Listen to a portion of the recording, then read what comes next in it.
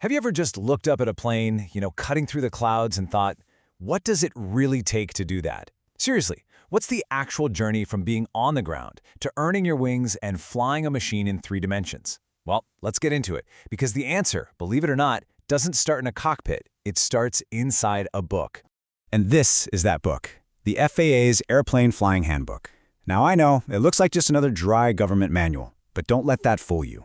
This thing is basically the key to a secret world. It's the map that every single pilot in the United States has to follow to master the art of flight. You could even say it's the shared language of the entire sky. And the whole point of this book, its ultimate goal, isn't just to teach you which buttons to push or how to move a yoke. It's to build something the FAA calls airmanship.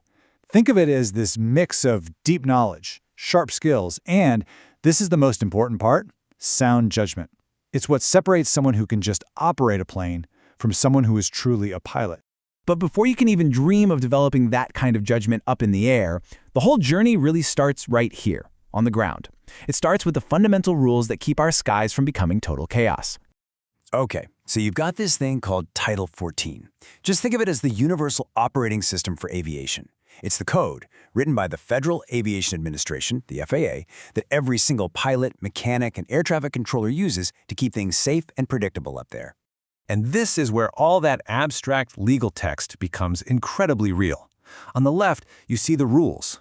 Pages and pages of dense, complex regulations. And on the right, that's the result. That one little piece of paper, the Standard Airworthiness Certificate, is the physical proof that an aircraft follows every single one of those rules. Without it, a plane isn't a plane. It's just a fancy machine stuck on the ground. So, to get through this journey, a student pilot has 2 crucial guides. First up, you've got the flight instructor. The handbook literally calls them the cornerstone of aviation safety. Their job is way more than just teaching maneuvers. It's about building that total pilot. And then you have the pilot examiner. They're the representative of the FAA who gives you the final test, the check ride, to confirm your skills are up to snuff. So one teaches you, the other tests you.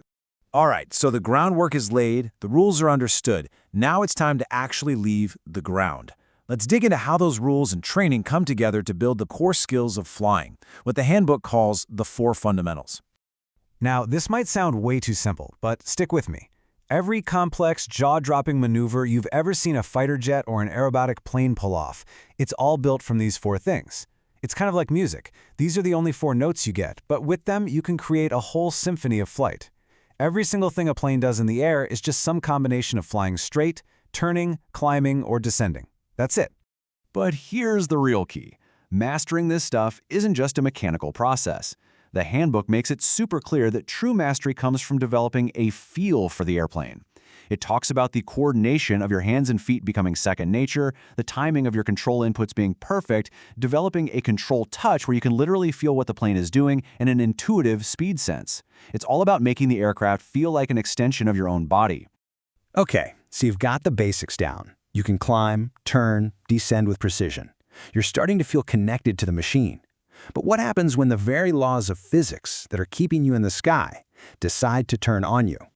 This is the one question every single pilot has to be ready to answer. And it's exactly why the handbook spends so much time focusing not just on normal everyday flying, but on training for those moments when things go very, very wrong. And the most fundamental danger in that regard is an aerodynamic stall.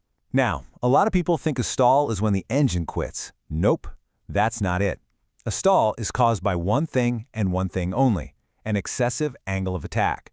It's simply the angle between the wing and the air rushing over it, and it has nothing to do with how fast you're going. And just look at how small the margin for error is. For most airplanes, that critical angle is somewhere between just 16 and 20 degrees. If you exceed that, the smooth airflow over the wing breaks apart, lift is completely destroyed, and the plane stops flying. It is a tiny, tiny window between flying and falling. Here's a visual of what that looks like. As the wing goes past that critical angle, lift just disappears, and the nose of the aircraft pitches down, sometimes pretty aggressively. It feels jarring, but it's a natural recovery. The plane is actually trying to save itself by lowering the nose, which decreases that angle of attack so it can start flying again.